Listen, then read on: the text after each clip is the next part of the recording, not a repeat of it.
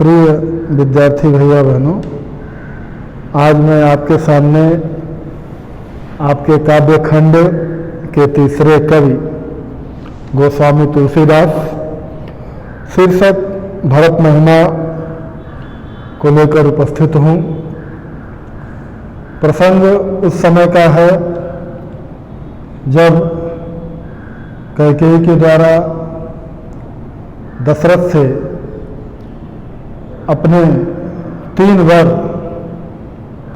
मांगने के कारण श्री राम को वनवास जाना पड़ता है। उस समय भरत अयोध्या में नहीं थे, वह अपने ननिहाल में थे। वापस आने पर जब उनको यह बात पता चलती है कि श्री राम को वनवास भेजने के पीछे मेरी ही माता कैकेयी का हाथ है, तो वह बहुत दुखी होते हैं और उनको मनाने के लिए वह पैदल ही चल पड़ते हैं। उनके साथ छोटे भाई लक्ष्मण, अन्य दरबार के मंत्रीगण, सेनापति और नगरवासी भी हैं। इसका वर्णन दोहा और चौपाई छंद में बहुत ही सुंदर तरीके से तुलसीदास ने किया है। चलत पयांदे खात फल, पिता दीन तजिराज, जात मनावन रघुबरहि, भरत सरिस को आज। चलत पयांदे खात फल, पयांदे का तात्पर्य पैदल,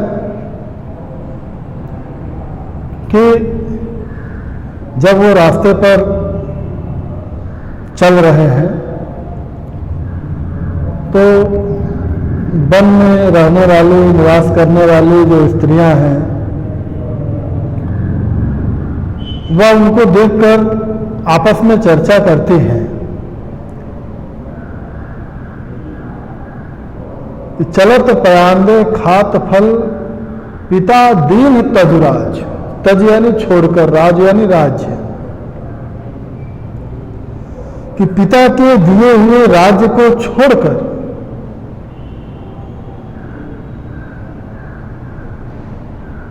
चलत पयांदे खात फल,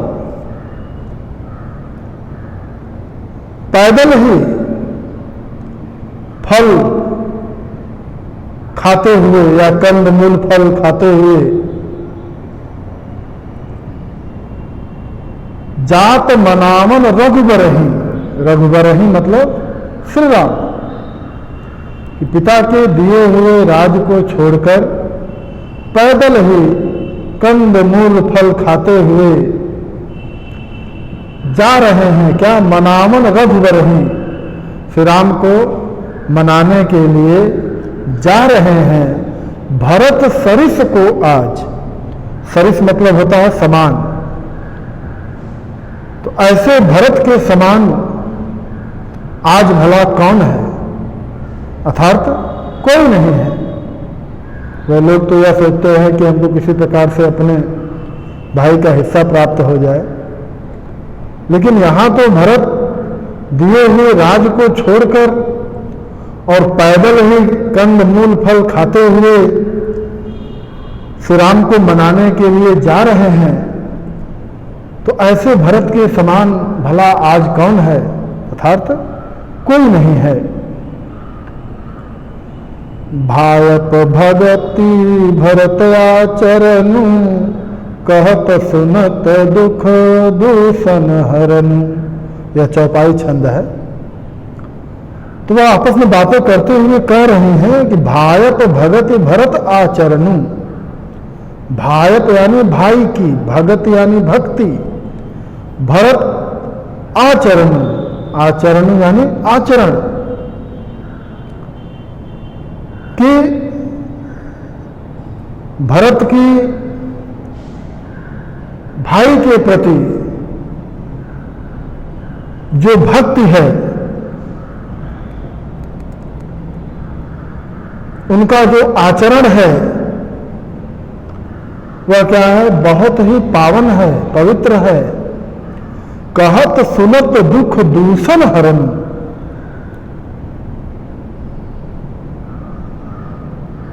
कि उसको कहत सुनत यानी कहने और सुनने मात्र से ही दुख दूषण, दूषण मतलब दोष, हरनु अर्थात हर जाना यानी दूर हो जाना, कि भरत का अपने भाई के प्रति जो प्रेम है, उनका आचरण अपने भाई के प्रति जो है, या जैसा उनका स्वयं का भी आचरण है, उसको कहने सुनने से ही समस्त प्रकार के दुख और दोष क्या हो जाते हैं, हरनु अर्थात दूर हो जाते हैं।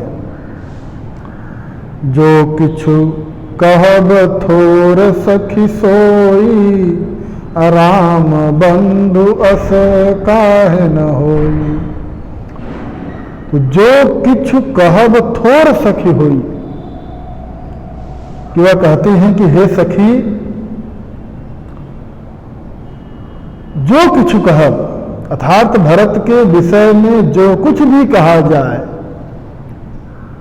वह क्या है, थोर अर्थात थोड़ा ही है। राम बंधु अस काहे न होई, राम बंधु, राम के बंधु, राम के भाई अर्थात कौन, भरत, अस काहे न होई, तो उनके विषय में जो कुछ भी कहा जाए वह बहुत थोड़ा ही है। और राम के भाई भरत के जैसा कोई भाई काहे न होई, अन्य कैसे हो सकता है, यानी उनके जैसा कोई दूसरा भाई नहीं हो सकता। हम सब सानुज भरतहि देखे, अभइन धन्य जुबती जन लेखे। कहते हैं कि हम सब सानुज, सानुज अनुज मतलब छोटा, सानुज यानी अनुज के साथ, यानी कौन कौन है, भरत और शत्रुघ्न, ये दोनों साथ साथ चल रहे हैं। तो कह रहे हैं कि हम सब सानुज, कि हमने भरत के साथ साथ छोटे भाई उनके शत्रुघ्न को भी साथ ही देख लिया। तो इस कारण से भईन धन्य जुबती जन लेखे, तो इस कारण से हम सब भी जुबती यानी स्त्रियां, भईन धन्य जन लेखे यानी अन्य जन जिन्होंने उनको देखकर पहले ही इस पुण्य को प्राप्त कर लिया है, धन्य हो गए हैं। तो हमने भी भरत जी को शत्रुघ्न के साथ देख लिया, तो हम सब युवतियां भी क्या हो गई, धन्य हो गई हैं, हम सब स्त्रियां भी धन्य हो गई हैं। सुनि गुनि देखी दशा पछताही, कैकेयी जननी जोग सुतु नाही। सुन गुण देखी दशा पछताही, सुन गुण अर्थात भरत के गुणों को सुनकर और देखी दशा पछताही, और उनकी दशा को देख करके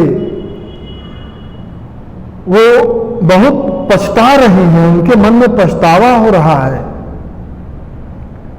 कि ऐसे गुणवान, ऐसे चरित्रवान भरत की यह दशा। तो इस दृश्य को देखकर वह बहुत पछता रही हैं और कह रहे हैं कि कैकेयी जनन जोग सुत नाही।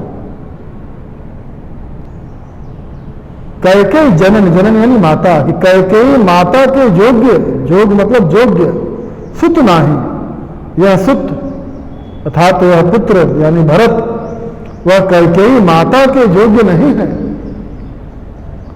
अक्सर तो यह सुनने में आता है कि पुत्र जो है वो अपनी माता के योग्य नहीं है, पिता के योग्य नहीं है, लेकिन यहां तो उसका ठीक उल्टा हो गया कि कैकेयी जनन जोग सुत नाही, कि माता कैकेयी जिनकी योग्य यह पुत्र नहीं है।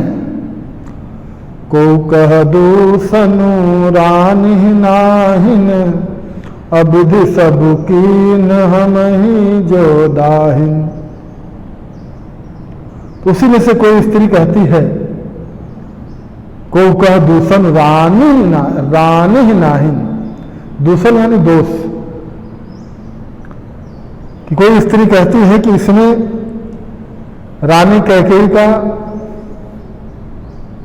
दूषण यानी दोष, कोई दोष नहीं है।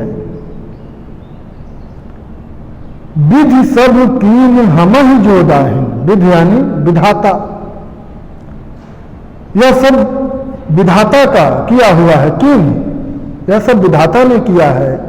हम ही जो दाहिन, दाहिन मतलब दाहिना हाथ, यानी यहां तात्पर्य क्या है, अनुकूल से है कि यह सब विधाता के द्वारा किया गया है, जो हमारे भी क्या है, दाहिन है, अर्थात हमारे भी अनुकूल है। क्यों वह कहती हैं कि हमारे अनुकूल है?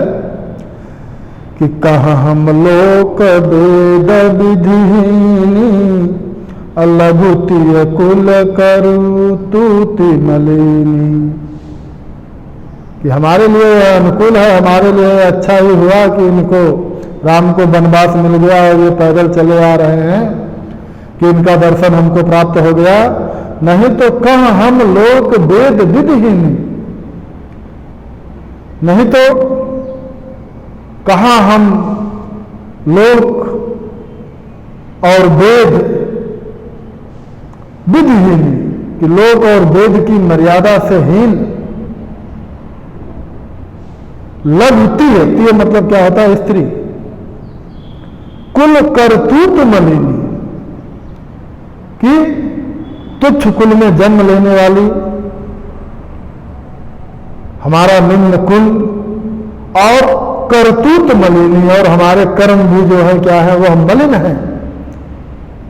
यानी हम निम्न कुल तथा कर्म दोनों प्रकार से मलिन स्त्रियां हैं। बस ही कुदेश कुगांव कुबामा, कहाँ यह दरस पुण्य परिणामा। कि हम निम्न कुल और कर्म से भी मलिन स्त्रियां, बस ही कुदेश, कुदेश में बसने वाली, क्योंकि नगर नहीं है भाई, वन क्षेत्र में है, तो ऐसे ही है। तो कुदेश और कुगांव में, बुरे गांवों में निवास करने वाली कुबामा, अर्थात नीच स्त्रियां। बामा मतलब स्त्री, कुबामा यानी नीच स्त्रियां। कि कुदेश और कुगांव में बसने वाली हम नीच स्त्रियां, और कह यह दरस पुण्य परिणामा, कि कह यह दरस, और इतना सब कुछ हमारे अंदर अवगुण होने के बाद भी हमको भरत के दर्शन हो गए, तो कह यह दरस, तो कहाँ यह भरत का दर्शन हम लोगों के नसीब में होता। लेकिन पुण्य परिणामा, लेकिन यह हमारे द्वारा किए गए किसी पुण्य का परिणाम ही है कि हमको इनके दर्शन प्राप्त हो गए, नहीं तो इनका हमको दर्शन कहाँ प्राप्त हो पाता।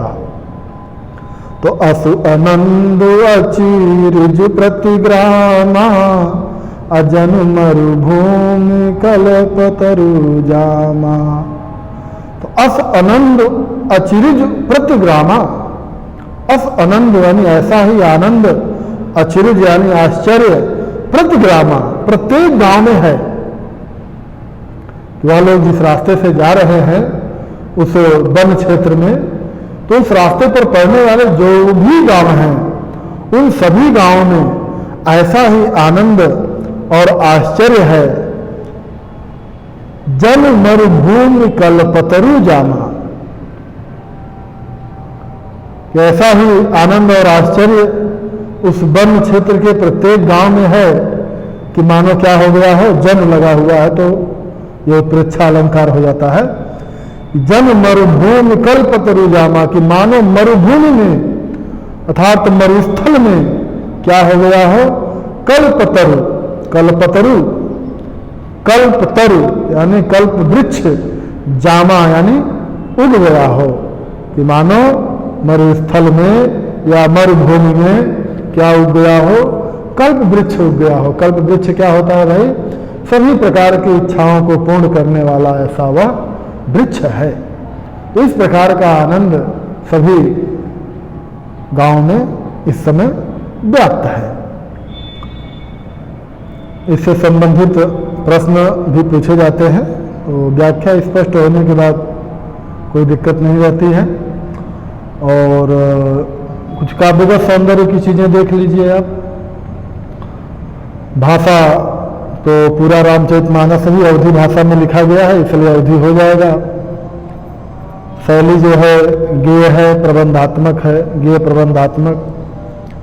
अलंकार अभी हमने बताया है, उत्प्रेक्षा है, अनुप्रास भी है कहीं कहीं। रस जो है वो शांत ही है, और छंद जो है वो दोहा और चौपाई है। आज के लिए इतना है।